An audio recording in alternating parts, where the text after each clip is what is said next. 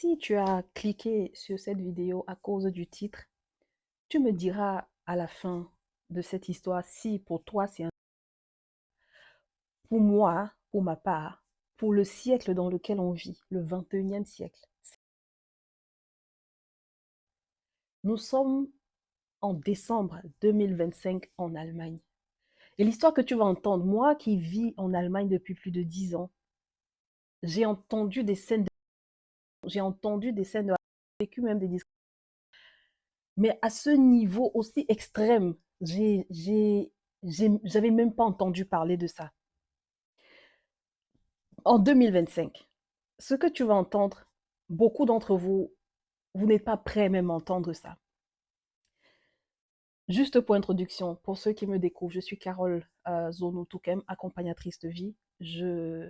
Ce qu'on appelle encore communément coach en développement personnel. Donc, j'accompagne les femmes qui en ont marre de tourner en rond dans leur vie à reprendre le contrôle de leur vie pour donner un meilleur sens à leur vie. Pardon. Donc, je disais que nous sommes en décembre 2025. Et l'histoire que je vais te raconter dans quelques instants s'est passée tout récemment et c'est aujourd'hui que la personne qui a subi l'histoire me la raconte. Je te donne le contexte. Aujourd'hui, j'ai été invitée à un event et j'ai rencontré là-bas une autre africaine. Il y avait plusieurs tables, on s'est retrouvés avec elle sur la même table et avec beaucoup d'autres Allemands. Donc on papotait en allemand évidemment et tout. Et après, quand on a eu l'occasion, elle et moi, parce que il n'y avait pas beaucoup d'Africains. Donc, et comme elle parlait français aussi, elle n'est pas camerounaise comme moi, mais elle parle français. Et on a commencé à échanger en français.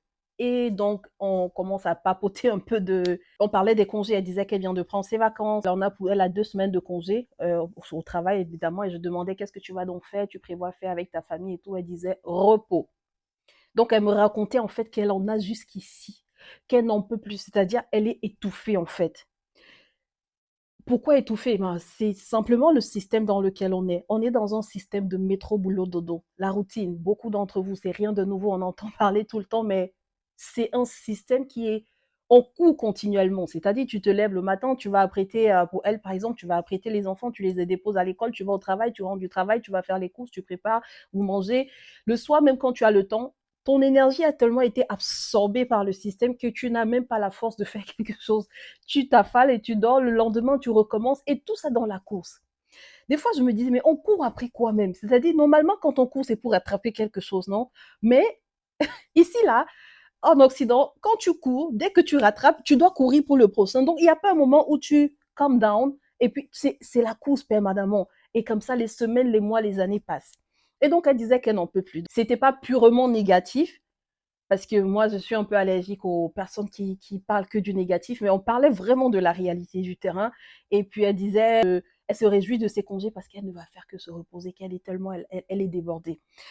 Et je lui disais que, mais, en fait, c'est le système dans lequel on est. Le système, on survit. En Occident, on survit. Il y a un certain confort, tu as tout ce que tu veux, entre guillemets, mais tu survis, tu vis pas, en fait. Ton âme n'est pas vraiment, tu es pas en mode de vie, tu survis. Et puis, elle me disait comment le système a été conçu comme ça, expressément, intentionnellement, et comment ça va aller encore en s'empirant, etc., etc. Voilà le contexte. Et donc, elle me raconte une histoire. Je suis calée comme ça, là, quand j'ai entendu l'histoire qui s'est passée récemment, qu'elle a vécu récemment. Je vous raconte l'histoire simplement. C'est une dame une diaspora aussi, on peut appeler comme ça, qui vit quand même en Allemagne depuis plus de 20 ans, on va dire peut-être 20-25 ans. Et donc, ses enfants sont déjà à l'âge d'adolescence et tout. Et elle vit, moi je vis on s'est retrouvé dans la ville de Lörrach. Elle vit dans un village un peu plus loin. Juste pour vous donner le contexte, Lörrach, la ville dont je parle, c'est une ville à peu près à 50 000 habitants. C'est pas aussi grand que Berlin ou que München, donc les villes de demi-million d'habitants, voire plus. Mais c'est quand même 50 000. Donc on va dire les München, c'est 10 fois plus grand qu'ici. Mais 50 000 habitants, c'est pas non plus 5 000 habitants, c'est pas un village. Parce que souvent, les scènes de discrimination extrême ou de racisme se vivent souvent beaucoup dans les villages, parce qu'ils ne sont pas habitués à voir les étrangers et plus particulièrement les Africains. Donc, les belles peaux comme nous là, les belles peaux noires marron. Et donc, c'est souvent dans les villages. Et donc, elle vit un peu dans un village. Mais jusque-là, elle n'a jamais, jamais, jamais, jamais vécu un truc aussi similaire. Donc, elle me raconte que parce que tout à l'heure, je racontais la routine, je parlais de la routine, de comment la vie des adultes ici, des travailleurs, des parents, c'est encore pire parce qu'il faut gérer les enfants. Bon, pire, excusez-moi le terme, c'est pas négatif, juste pour dire combien ça peut être absorbant en fait. Tu n'as même plus le temps de vivre pour toi-même parce qu'il y a les activités des enfants. Tu es quelque part contraint d'inscrire les enfants à deux, trois activités parce que le système est fait comme ça. Voilà, les parents, vous nous direz dans les commentaires. Mais en tout cas, elle accompagnait sa fille donc à un cours de piano. Et elles sont en train de marcher. Et en chemin, il y a une voiture qui vient, qui roule et puis qui roule, qui ralentit. Et elles comprennent que voilà, la personne va probablement s'arrêter à leur niveau. Et c'est ce qui se passe. La voiture s'arrête à leur niveau et instinctivement, elles se disent qu'il a besoin peut-être d'un renseignement. Et donc, il baisse la vitre de sa voiture, le monsieur. Guess what? Il commence à les insulter. Du Scheiß Nigger. Je voulais même faire cette vidéo en allemand pour que le plus grand nombre entende ce qui se passe. Il commence à les insulter. Voilà. Donc, le temps même qu'elle réalise le truc, parce que c'est un truc qu'elle n'a pas l'habitude de vivre. Oui, il y a la discussion comme ça, là, face à face, de façon aussi frontalière. Elle n'a pas l'habitude de vivre. Le temps qu'elle réalise ce qui se passe, ce n'était pas tout. Le monsieur graduel, wow, devant sa fille. Hey! Je suis restée comme ça là pendant l'événement. Je n'arrivais même plus parce que bon, c'était un événement, on grignotait des trucs, des cafés kuchen comme ils appellent en allemand. Donc on mange des bouts des gâteaux et puis on prend du café, du thé et tout ça et on papote. Je suis restée scotchée sur ma chaise et tout de suite ma réaction c'était qu'est-ce que tu as fait? Elle me dit qu'elle-même, le temps qu'elle réalise ce qui se passe, donc déjà quand il a commencé à les insulter, le temps d'aller chercher au plus profond d'elle peut-être la réponse qu'elle va donner, irrationnelle. Mon Dieu, le temps qu'elle réalise ce qui est en train de se passer, elle n'a même pas le temps de sortir son téléphone et dit pour filmer. Le monsieur a démarré, il est parti. Et je peux m'imaginer qu'il n'a pas démarré en accélérant et tout ça, parce que quand ils ont cette haine-là, il n'a pas peur même d'être arrêté. Je peux m'imaginer qu'il a remonté sa vie tout doucement, il a redémarré tout doucement et qu'il est parti tout doucement.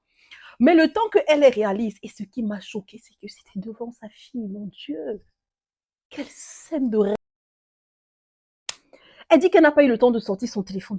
Je me suis dit dans ma tête que mais même ta fille, je ne sais pas, peut-être que c'est ici, là, je vais un peu, les gens vont m'insulter même dans les commentaires, mais j'ai l'impression que les enfants qui grandissent en Occident sont un peu mous, quelque part, dans le sens où il y a pas ils sont pas vaillants, en fait. Je me dis, ok, elle, je peux comprendre qu'elle était tellement choquée qu'elle n'a pas eu l'occasion de réagir. Le temps de réagir, en fait, que le gars était déjà parti. Mais sa fille, qui est une ado, je ne sais pas si elle a 12 ans, 14 ans, je peux m'imaginer un enfant en Afrique qui dit que maman, le temps que tu es choqué là, il attrape le téléphone de sa mère ou elle attrape le téléphone de sa mère, elle court après la voiture seulement pour capturer, pour filmer seulement le matricule du monsieur. Seulement ça devait être suffisant. C'est-à-dire, seulement avec le matricule là, moi-même je devais aller même témoigner contre le monsieur, même sans avoir été là. C'est-à-dire, je me suis dit comment il a fait pour s'échapper, comment. Mais quand tu te mets dans le contexte, tu comprends quand même que combien elle a pu être sidérée. Mais je suis restée scotchée sur ma chaise. Elle m'a dit ce soir-là que ça s'est passé récemment, mais que jusqu'à présent, elle est traumatisée de l'affaire. Vous imaginez une personne adulte et le traumatisme que ça va susciter dans la vie de son enfant, dans la tête de son enfant. Elle dit que sa fille, quand elle était petite, elle ne savait même pas c'est quoi le mot racisme. Depuis maintenant, elle parle de racisme. Elle dit à sa mère, quand elle voit un couple, un noir et blanc, elle dit à sa mère qu'eux, au moins, ils n'ont pas de problème de racisme. Des choses qu'elle ne connaissait même pas. Sa fille lui dit que, mais maman, quand les gens me demandent que je dois rentrer chez nous, je dois partir où? Je suis née, j'ai grandi en Allemagne, je ne connais pas un autre pays. Je suis chez moi. C'est-à-dire, et ça, c'est une parenthèse. Les gens de la diaspora. Je pense que Philippe Simon a fait une vidéo dessus récemment. J'avoue, je n'ai pas écouté la vidéo, j'ai vu le titre, j'ai pas encore eu le temps de regarder, mais je peux sous-entendre qu'il parle des choses comme ça. Donc, allez regarder cette vidéo. Mais je le dis parce que j'entends en fait des histoires similaires autour de moi, avec mes amis. Et une amie encore qui est une tata à moi aussi me disait encore récemment combien c'est frustrant et combien ces enfants qui ont grandi ici sont tellement frustrés. On parle dans le cas précis de l'Allemagne, donc avec la langue allemande. C'est des enfants qui sont nés, ils ont grandi ici. Pour eux, ils sont allemands dans la tête complètement. T'as dit, et ils vont se retrouver à l'école, dans le travail ou dans la vie de tous les jours. Quand ils parlent, on leur dit waouh, mais tu parles bien allemand.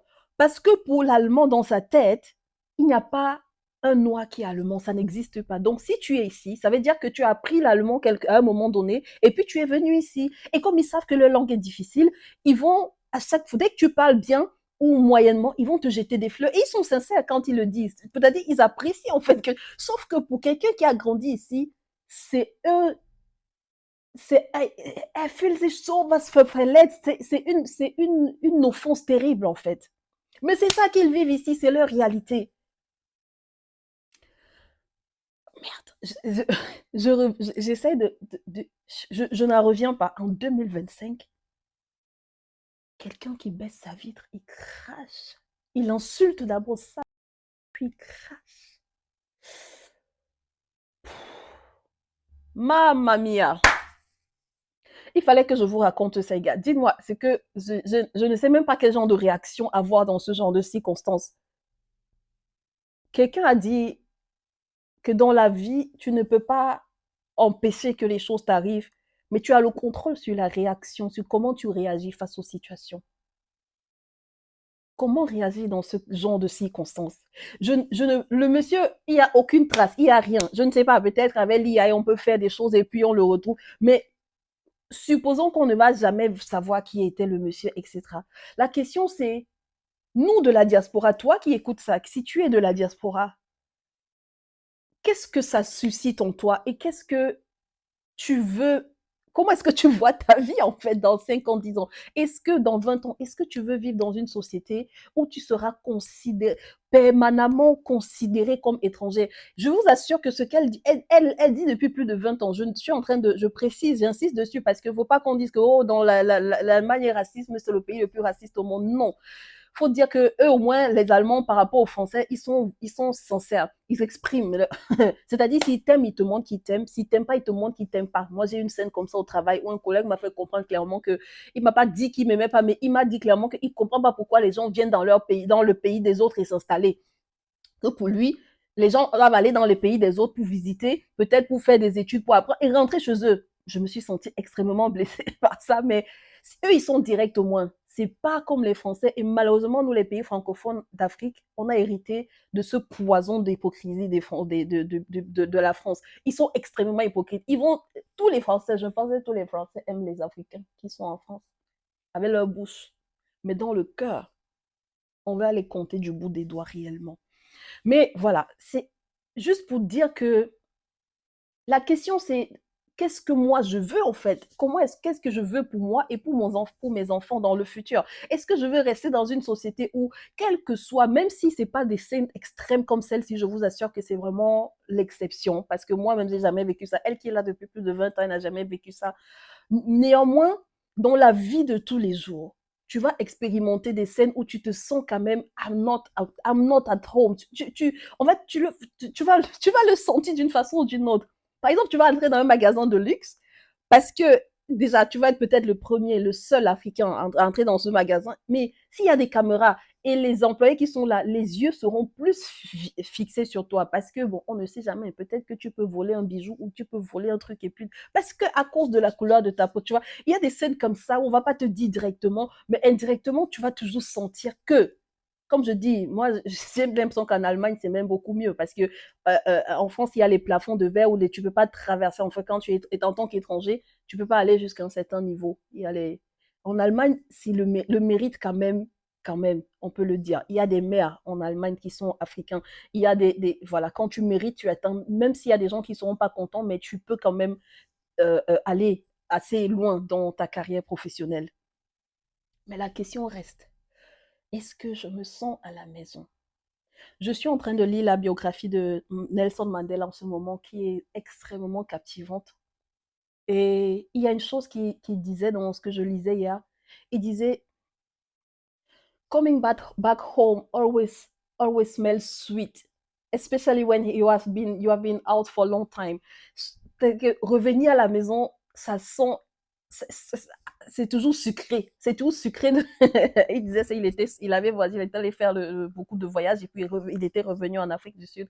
Et puis il disait que même s'il était persécuté par le gouvernement à l'époque et qu'il devait vivre dans des, voilà, comme un outlet, c'est-à-dire comme un persona non grata, il était recherché, wanted partout. Mais il disait que être sur le sol à la maison, c'est toujours sweet, c'est toujours tellement sucré de se sentir de revenir à la maison.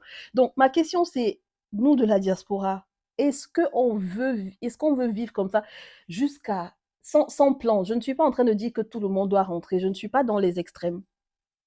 Mais je suis en train de dire, si tu te sens, il faut être intentionnel. Je crois que c'est même ça mon point. Pardon. Peut-être que j'ai tourné en rond longtemps. Il faut être intentionnel et savoir la vie que tu veux vivre et assumer après. Et ne pas être là après. Il y a des gens qui disent que vraiment, moi, je ne veux pas vieillir ici. Moi, je ne souhaite pas. Sauf que en anglais, il y a une phrase qui dit, in life, you don't get what you should, you get what you must. Tu n'obtiens pas dans la vie seulement ce que, j'aimerais bien, je souhaite, machin. Non, non, non, non, non. Tu obtiens dans la vie ce que tu désires jusqu'à tes tripes. C'est-à-dire, parce que quand tu désires quelque chose profondément à ce point-là, tu vas mettre en place des plans d'action. Tu ne peux pas être là à te dire, vraiment, moi, je ne veux pas vieillir ici. Mais ton plan d'action, c'est quoi? Quel est ton objectif? Zéro. Ton plan d'action, zéro. Quel est mon point? Si tu envisages retourner en Afrique, quand je dis en Afrique, je ne parle pas seulement de ton pays, ok? Parce que certains m'ont toujours dit, oui, mais sauf que chez moi, c'est compliqué et tout dans mon pays. Non, non, non. L'Afrique, c'est chez toi. Tu peux repartir dans n'importe quel pays d'Afrique. Si tu envisages rentrer, arrête de rêver et commence à mettre des plans d'action en place. Une petite parenthèse maintenant pour ceux qui sont en Afrique, nos jeunes frères et sœurs qui sont en train de venir en masse toujours en Occident, pas forcément par la mer et tout, mais de façon légale. Un petit conseil, les amis. Ne venez pas ici que bon débarras, j'ai quitté l'Afrique, j'ai quitté l'enfer, je m'en vais au paradis. L'Occident n'a jamais été et ne sera jamais le paradis pour un Africain, jamais. Oui, c'est une terre d'opportunités et moi, je suis reconnaissante pour ce que j'ai pu avoir obtenu en Allemagne, pour les opportunités que j'ai pu avoir, la formation, etc., etc. Et même au niveau de ma personnalité, tout ce que ça m'a apporté. I'm grateful. Mais ce n'est pas le paradis et ça ne sera jamais le paradis. Non, ne nous trompons pas. Quand tu quittes le chez toi, mon conseil à mes jeunes frères et sœurs qui quittent l'Afrique pour venir ici, en venant, aie déjà dans ta tête un objectif clair et un plan d'action. Je vais là-bas, peu importe le pays où tu vas en Occident, j'y vais pour tel nombre d'années. J'aimerais faire tel nombre d'années. J'aimerais finir mes études, je rentre. Ou alors j'aimerais finir mes études et travailler un certain nombre d'années et rentrer. Un objectif clair. Et avec un objectif clair, tu as un plan d'action clair. Même si les choses ne vont pas se dérouler à 100% comme tu as planifié, mais au moins tu auras un plan d'action. Je pense ici je vais terminer avec ça, je pense à un compatriote, je pense que sa chaîne YouTube s'appelle Réussite Afro Business, quelque chose comme ça, Réussite Afro Business. Oui, je pense que vous allez le trouver réussi à Afro Business. Je ne sais plus comment il s'appelle, si c'est Douglas. Je suis souvent ses vidéos, même s'il fait beaucoup dans l'élevage et tout. Je ne suis pas dans le domaine de l'élevage personnellement, mais c'est son parcours qui est inspirant. C'est quelqu'un qui est venu en Allemagne étudier et il avait une vision. C'est-à-dire, quand il a fini ses études, il a commencé à travailler. Il dit qu'il vivait dans une chambre, dans le sous-sol d'une maison, parce qu'il voulait épargner au maximum. Je ne sais pas si c'est la moitié de son salaire ou les 2 tiers de son salaire qu'il mettait carrément de côté tous les mois. Il vivait de façon super, super, vraiment limite parce qu'il avait un objectif. Il a commencé à faire la ferme, la porcerie au Cameroun petit à petit. Et aujourd'hui, il est rentré complètement après un certain nombre d'années. Il avait un objectif qui est un plan d'action. Donc, tu peux aller suivre je t'encourage à aller suivre sa chaîne, à t'abonner, etc. pour être inspiré par ce type de parcours. ne venons plus en Occident, ça c'était avant. Ne venons plus en Occident comme, comme si on part en bon voyage. Ayons un objectif clair. Faisons comme les Chinois. Quand ils vont acquérir le knowledge, ils vont acquérir le savoir pour rentrer, implémenter ça chez eux, pour rentrer, parce que tu ne seras jamais ailleurs comme chez toi. Tu te sentiras jamais, même si que tu aies fait 10 ans, 20 ans, 50 ans, tu ne seras jamais ailleurs comme chez toi. L'histoire, pour revenir et terminer avec l'histoire dont je vous ai raconté, cette histoire extrême de racisme. C'est les choses que j'entendais que nos aînés qui sont venus en Occident, les premiers, il y a 30 ans, 40, 50 ans, qui vivaient, que quand ils marchaient dans la rue, on faisait comme ça pour savoir si la couleur noire là va sortir, tomber. On limitait les singes, on leur crachait dessus, on les criait dessus, on les insultait. C'est les histoires de... Mais en 2025, j'ai repensé à ça, je me suis dit, Seigneur, j'ai dû revenir vraiment en moi, et puis je me suis dit, Seigneur, vraiment, je veux marcher à l'image de Jésus-Christ en tant que disciple de Jésus-Christ. Et oui, je veux pouvoir dire comme Jésus, pardonne-lui, car il ne sait pas ce qu'il fait. Il ne sait même pas en réalité ce qu'il fait. Mais je ne veux pas garder mes yeux fixés sur lui. Je veux tirer des leçons et me dire, est-ce que tu vas dire, oui, pardonne-lui, il ne sait pas ce qu'il fait, mais tu vas rester dans la gueule du lion toute ta vie. Tu vas rester, est-ce que tu vas dire ça et rester comme ça, les bras croisés? Non. Tu dois poser des actions, réfléchir, poser des plans d'action pour ce que tu veux pour toi, pour ce que tu veux pour tes enfants.